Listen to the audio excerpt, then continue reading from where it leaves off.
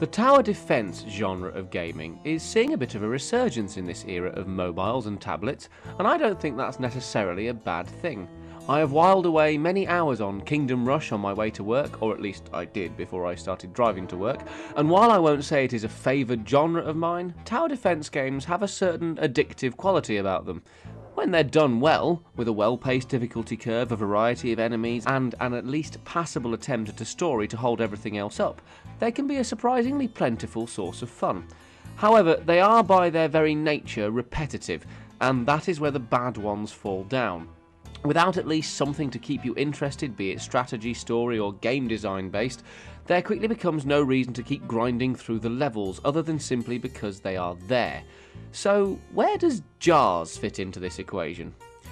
Published by Daedalic Entertainment and developed by Mousetrap Games, Jars is a 2D cartoony strategy game with tower defense elements. For that, read simply tower defense game, where you play as Victor, a young boy who has been sent to the basement and must now discover the secrets hidden there. To do this, you go around smashing every single glass jar you find and either using or destroying the contents. In each level, you have a sarcophagus to protect from your enemies, among which are counted rats, bats, ants, beetles and spiders. To do this, you have your own minions which you can deploy strategically or otherwise throughout the level. These minions are customizable to a point, and they each have an amount of individuality and uniqueness to justify their inclusion. The levels themselves are relatively competently put together, if very limited by the style, and pretty similar on the whole.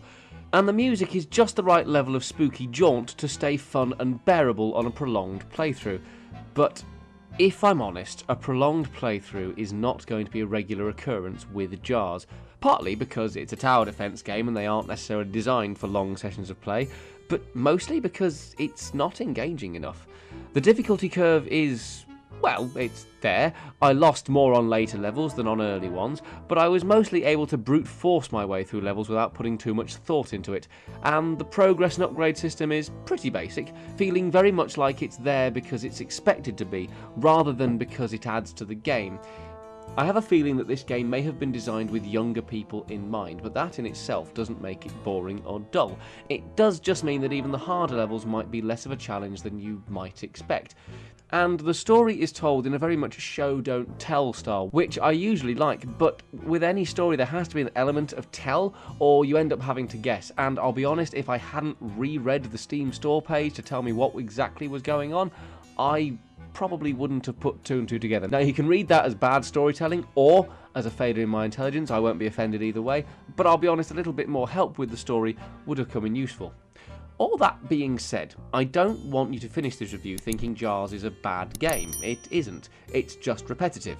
You can play it for an hour easily, but it will probably only be properly engaging for half of one. It is a game with an amount of charm and charisma that is refreshing in this world of AAA movie tie-ins and quick cash grab clones, but it is still a fairly average tower defense game with minimal strategy required.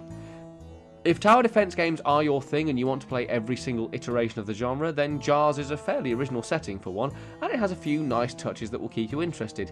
And if you just want a fairly cheap and solidly built time sink which doesn't require too much thought, then it is definitely worth a look. But content-wise, there's a lot of it, but not a lot to it, so bear that in mind when deciding whether it's worth £9.99 of your money. 5 out of 10.